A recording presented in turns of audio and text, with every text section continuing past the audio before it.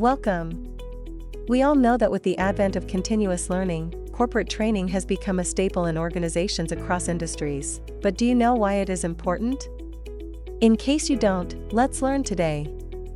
1. It equips employees with digital and technical skills to leverage latest technologies. 2. It trains employees to be agile and responsive to all kinds of change in markets. 3. It shows potential and current employees that the company is invested in their future. 4. It bridges the gap between existing skills and the competencies needed to excel.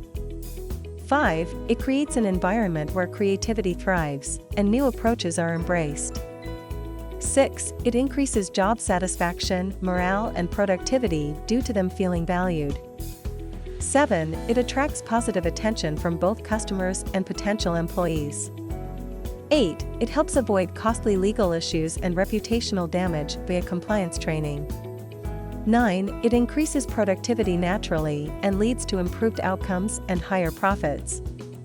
So do you now understand why corporate training is important? In case you do, make sure to implement it in your organization. If you are not already subscribed, go ahead and hit the subscribe icon right now so you don't miss anything in the future. Thank you so much for watching.